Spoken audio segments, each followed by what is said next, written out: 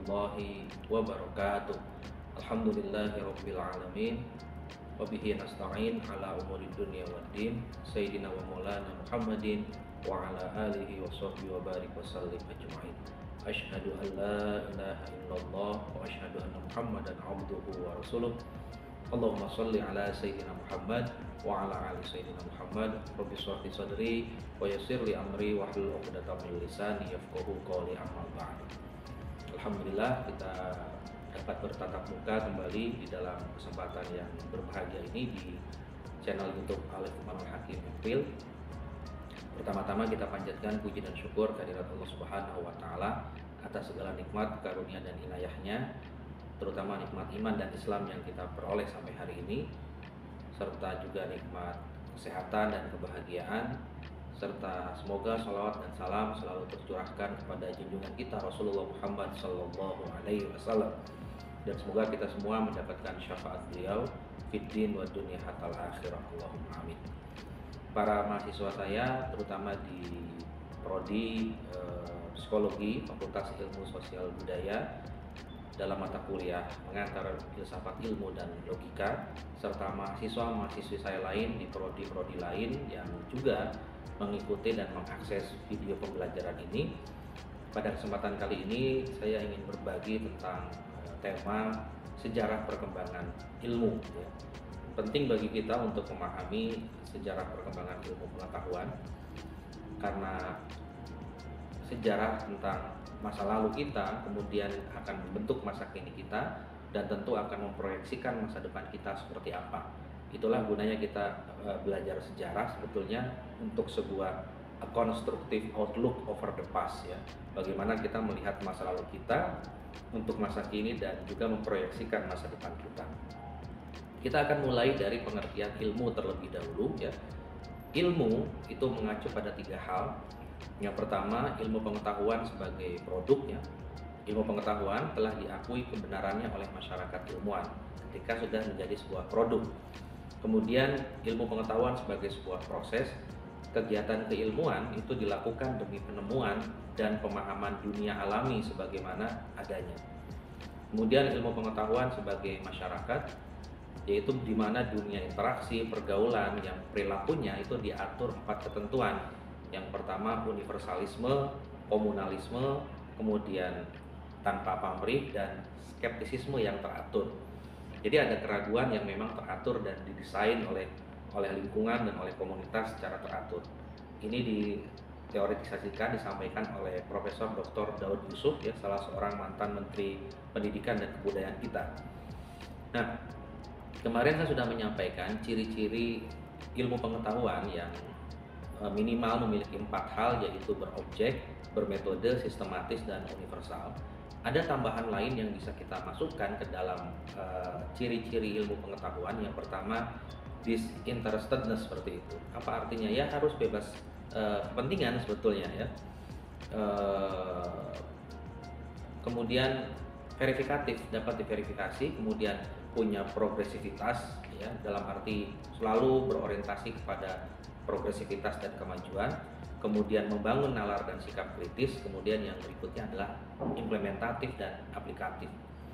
Nah, ada juga sebuah metode dalam ilmu pengetahuan yang betul-betul harus kita pahami, ya. Ada namanya metode abstraksi. Ini sangat khas filosofi sekali, khas filsafatis sekali. Abstraksi itu adalah menentukan hukum-hukum umum yang berlaku dalam alam. Pengertian dasariahnya seperti itu. Sedangkan kalau induktif itu kan generalisasi ujungnya.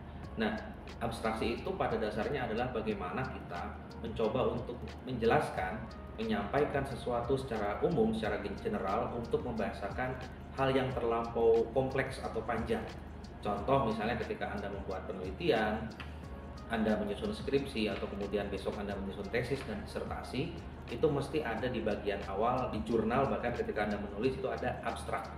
Abstrak itu artinya adalah kita mengangkat kepada hal-hal yang sangat umum, bagaimana kemudian kita menjelaskan hal yang sangat kompleks dan sangat panjang dan banyak itu kemudian bisa dipahami dalam satu paragraf dengan nanti ada keywordnya seperti itu. Jadi pengertian abstraksi atau abstrak di sini pada dasarnya bukan nggak jelas atau tidak jelas, Karena untuk membahasakan tidak jelas atau gak jelas dalam bahasanya anak muda zaman sekarang itu adalah absurd harusnya seperti itu. Nah, jadi itu perlu dipahami, metode abstraksi itu sangat khas filosofi sekali, sangat khas filsafat sekali, sangat filsafatis sekali. Kemudian dengan 3 jalan dalam perkembangan berikutnya kita bisa mengoptimalkan metode abstraksi itu dengan 3 jalan melalui komparasi, kemudian eksperimentasi dan observasi. Nah, ada juga metode historika ya, dipakai untuk mengkaji keadaan di masa lalu untuk menemukan hubungan kausalitas atau sebab akibat bagaimana masa lalu membentuk masa kini dan kemudian kita bisa memproyeksikan masa depan seperti itu. Ada klasifikasi ilmu yang sangat mendasar sekali ya, dibuat oleh seorang filsuf ya abad pasca abad pertengahan ya, di masa-masa Renaissance seperti itu. Ada namanya Christian Wolff ya, hidup di tahun 1679 sampai 1754 Masehi. Dia membagi tiga hal ya, kurang lebih seperti ini. Ilmu pengetahuan empiris yang pertama, ada dibagi oleh dia itu kosmologi empiris, kemudian ada psikologi empiris, kemudian ada matematika yang dibagi oleh dia itu sebagai matematika murni dan kemudian matematika campuran atau matematika yang sifatnya bauran seperti itu. Ada nanti matematika murni itu seperti aritmatika, kemudian geometri, aljabar ya, yang campuran itu ada mekanika dan lain-lain. Kemudian dia juga membagi, ada matematika yang bisa kita sebut masuk ke dalam ranah cabang utama filsafat, yaitu metafisika, yang sangat spekulatif sekali seperti itu kajiannya ya, yang nanti bisa dibagi, ada menurut beliau itu ada ontologi, kemudian psikologi ya, kemudian ada kosmologi dan teologi. Kemudian dia juga membagi ilmu pengetahuan itu yang ketiga adalah filsafat ya. Ada filsafat, dia membagi sebagai filsafat yang tadi sifatnya spekulatif tadi ya, metafisika dengan ontologi, psikologi, kosmologi dan teologi. Kemudian filsafat praktis ya, mengutamakan intelektualitas, kemudian mengutamakan aspek kehendak dan juga pekerjaan fisik. Nanti di dalamnya ada perkembangan selanjutnya, yaitu ada logika, bagaimana kita menggunakan rasionalitas kita untuk menghindari salah pikir atau kesalahan dalam berpikir, sesat pikir ya. Kemudian ada ekonomi, ada etika, ada politik, ada teknologi dan lain sebagainya. Ada juga tokoh yang kita sangat kenal ya sebagai seorang sosiolog, Auguste Comte ya, hidup di tahun 1791 sampai 1857. Beliau membagi ilmu pengetahuan itu ada 2, ilmu pengetahuan positif ya, di mana dibagi lagi ada logika, matematika murni, kemudian ada ilmu empiris, di dalamnya ada astronomi, fisika, kimia, biologi dan sosiologi. Kemudian ada filsafat menurut dia, yaitu metafisika, kemudian filsafat ilmu pengetahuan umum dan khusus. Nah, pembagian-pembagian ini teman-teman tidak serta-merta itu adalah pembagian yang sifatnya asal-asalan. Mengapa? Karena perkembangan dan klasifikasi ilmu pengetahuan ini diperlukan sekali sebagai sebuah peta jalan atau juga peta pemahaman kita bagaimana perkembangan ilmu pengetahuan sebagai buah hasil atau hasil dari perkembangan filsafat itu sendiri ya. Kita tahu filsafat sebagai induk dari ilmu pengetahuan kemudian menghasilkan cabang-cabang utama filsafat, cabang-cabang khusus, sampai kemudian menghasilkan ilmu pengetahuan yang sangat terspesialisasi dan terspesifikasi sampai hari ini. Nah, kalau kita kemudian coba merunut ke belakang, sejarah perkembangan ilmu itu bisa dimulai pertama dari pra-Yunani kuno ya. Tadi saya menjelaskan agak maju dulu, tapi kemudian saya akan mundur kembali ke belakang untuk membuat lanskap pemahaman yang lebih luas ya. Yang pertama, sejarah perkembangan ilmu dimulai pada zaman pra-Yunani kuno ya. Ciri-cirinya pertama, pengetahuan berdasar pengalaman sehari-hari dan masih bersifat magis. Kemudian yang kedua, ada penemuan abjad dan angka, sangat awal sekali ya. Ada upaya untuk melakukan abstraksi secara sederhana.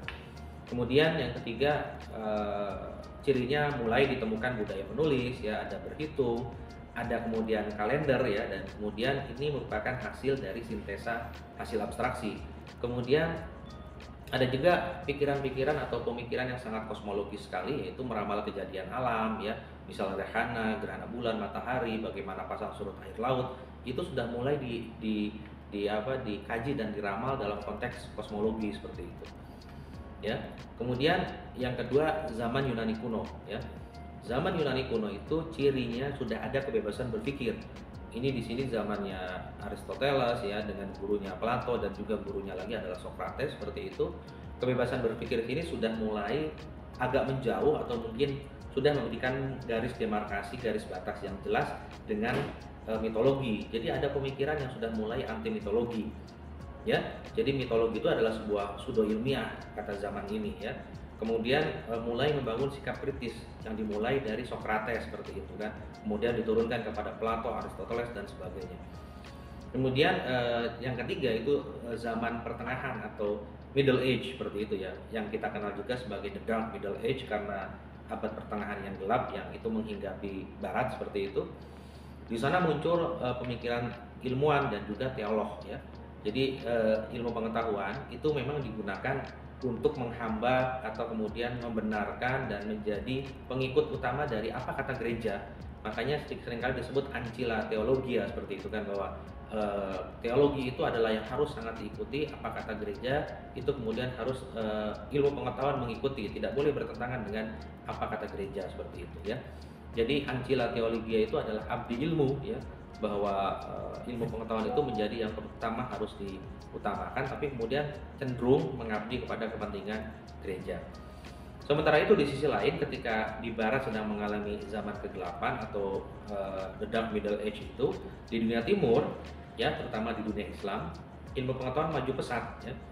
Ilmuwan-ilmuwan di Bani Abbasiyah ya, kemudian di di Andalusia ya, di Spanyol saat ini dengan kota-kota yang sampai hari ini masih ada Cordova, Sevilla, Granada, Mallorca, Zaragoza seperti itu Islam maju baik di Abbasiyah awalnya, kemudian di Bani Umayyah II.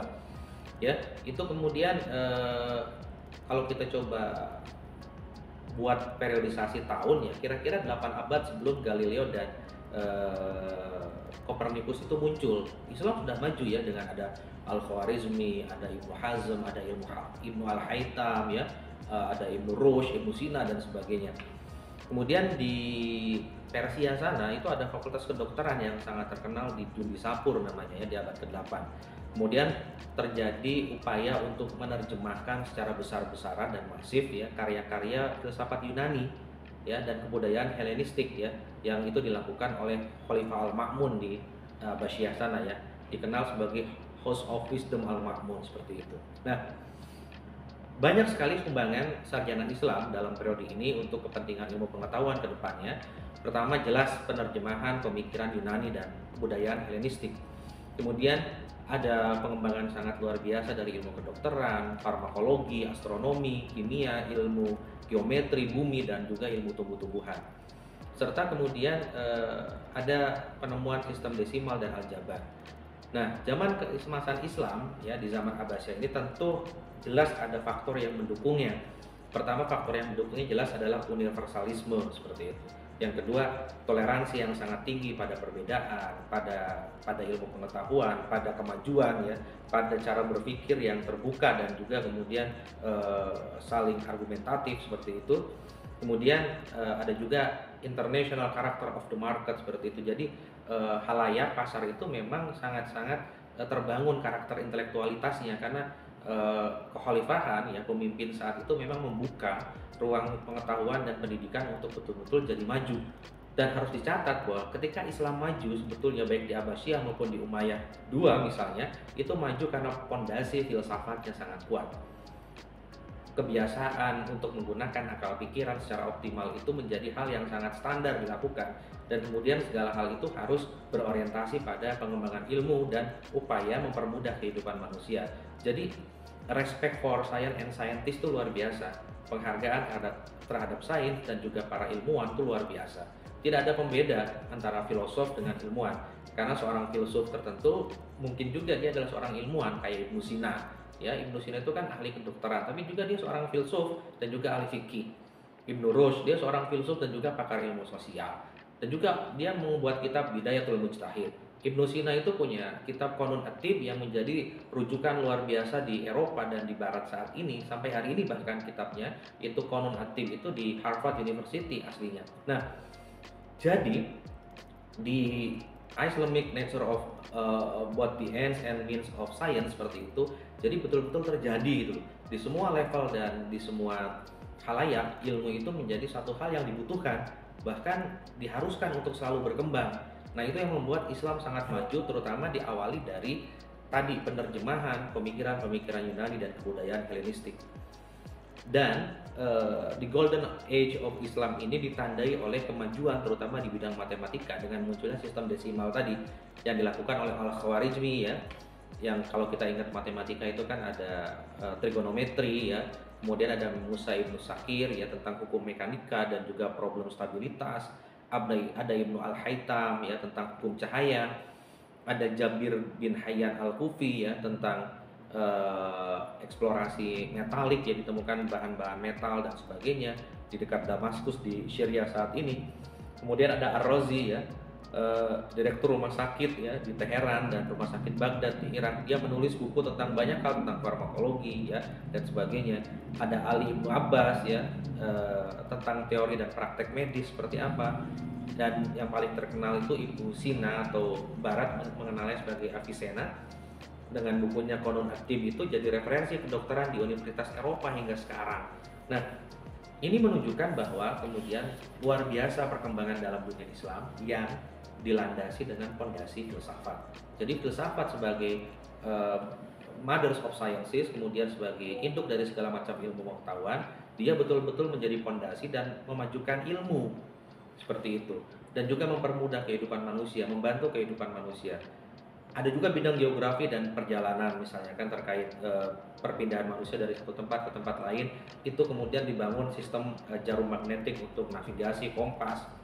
Kemudian ada pabrik pembangunan kapal ya, kemudian ada mencari rute baru laut itu, pelayaran itu menggunakan tentang letak bintang ya. Makanya kemudian ada pelayaran sampai ke Cina, ke India, ke Asia Tenggara, ke Eropa, termasuk ke Skandinavia ya, negara-negara yang saat ini menjadi Norway, kemudian Denmark, kemudian Finlandia, Islandia, itu sudah dibangun upaya berlayar sampai ke sana. Bahkan ke Irlandia, ke Britania Raya, ke Jerman, Perancis dan Rusia. Jadi jangan heran kalau Islam ternyata bisa masuk ke sana karena diawali jelas bukan karena ekspansi militer belaka, tapi juga karena adanya kemajuan ilmu pengetahuan yang membuat perdagangan bisa sampai sana, penyebaran Islam bisa sampai sana, pengajaran keagamaan bisa sampai sana dan sebagainya. Kemudian juga ada di abad ke-9 itu Ahmad bin Yakub menulis kisah perjalanannya dalam buku Al-Buldan. Ya, jadi kalau kita kenal ada Marco Polo dan sebagainya, Ibnu Battuta, itu sebelumnya ada Ahmad bin Yakub ya. Kemudian ada Ubaidillah di tahun 825 sampai 1912, dia menerbitkan buku Al-Masalik wal Mamalik, garis edar dan kerajaan. Jadi luar biasa sekali ya kalau kita tahu. Dan itu semua terjadi ketika Barat jatuh mengalami the Dark Middle Age. Tapi Islam tidak pernah kemudian melakukan pengklaiman sepihak bahwa dia maju, Islam maju karena hasil sendiri. Tidak, tapi kita memang betul-betul menggunakan juga bantuan dari penerjemahan kitab-kitab, buku-buku dari Yunani dan kebudayaan Helenistik. Kita merasa bahwa kita memang betul-betul terpengaruh oleh kemajuan itu, dan kita mengakui bahwa kita sangat mendapatkan kontribusi dari pikiran-pikiran Yunani. Nah, bedanya dengan zaman yang keempat, yaitu zaman Renaissance ya, yang dimulai di abad 14 sampai 17, cirinya adalah peralihan abad tengah dari kegelapan, dari dogmatisme ke modernisasi ya, dari anti agama menjadi kemudian sangat menghalalkan dan mengagungkan kebebasan tanpa batas. Di masa ini mereka rindu pemikiran Yunani. Kemudian astronomi mulai muncul ya, muncul Galileo, Copernicus, Kepler dan sebagainya. Dan juga ada zaman modern setelah Renaissance. Tapi kemudian Renaissance yang terjadi masalahnya adalah mereka mengklaim mereka maju tanpa Islam. Padahal mereka juga belajar dari kitab-kitab Islam ya, yang diterjemahkan oleh Islam dari Yunani. Jadi mereka membuat missing link tersendiri bahwa Islam itu tidak memberikan kontribusi. Padahal Islam sangat betul-betul memberikan kontribusi, dan Islam tidak pernah mengklaim bahwa tidak ada kontribusi dari Yunani. Itu bedanya antara kita dengan di Barat ya. Kemudian saat ini muncul penemuan-penemuan ilmiah yang itu merupakan hasil dari zaman Renaissance dan juga zaman modern, yang saat itu juga kemudian mengakibatkan adanya penjajahan ya, imperialisme yang diawali dengan upaya mereka pertama kali ingin membuktikan bahwa dunia itu bulat. Sampailah mereka ke timur, mulai dari ke Tanjung Harapan di Afrika Selatan, kemudian sampai ke Calcutta di India, mulai dari apa namanya, Bartholomeus Dias, kemudian ada Alfonso de Albuquerque, kemudian ada Vasco da Gama, ya. Itu kemudian mereka menemukan rempah-rempah dan sebagainya mulai dari Portugis, Spanyol, ada Juan Sebastian Elcano, ada ke sisi lain ada Magellan, kemudian ada Amerigo Vespucci yang menemukan benua Amerika, ada Christopher Columbus yang hanya sampai Bahama. Itu muncullah diakibatkan dari mereka itu adalah imperialisme dan juga penjajahan. Ya, itu dampak dan ekses dari kemajuan abad Renaissance yang kemudian memang betul-betul membebaskan dan menganggap kebebasan itu adalah satu-satunya yang harus diagungkan. Jadi kebablasan sebetulnya. Nah, kemudian muncul juga pasca ini adalah perang salib, ya, kemudian peristiwa-peristiwa berikutnya, Istanbul jatuh ke Turki, dan kemudian langsung peristiwa-peristiwa banyak hal lain itu terjadi. Dan yang terakhir ada zaman kontemporer hingga saat ini yang mengakibatkan kemudian ilmu makin terspesialisasi, ilmu makin spesifik. Seperti itu. Itu mungkin yang bisa saya sampaikan, bahwa ada satu poin penting yang perlu untuk kita pahami. Jangan pernah kita mengklaim sesuatu tanpa itu merupakan ada kontribusi dari yang lain. Dan Islam tidak melakukan klaim yang tidak mengakui kontribusi itu, tapi kita betul-betul merasa bisa maju karena ada kontribusi luar biasa dari kitab-kitab Yunani. Tapi Barat tidak mengakui keberadaan Islam sebagai bagian dari pihak yang memberikan kontribusi bagi zaman Renaissance, ya. Tambahan kita juga dihancurkan oleh Hulagukan, ya, oleh Kublai Khan itu seperti itu kan, oleh Mongol dan sebagainya.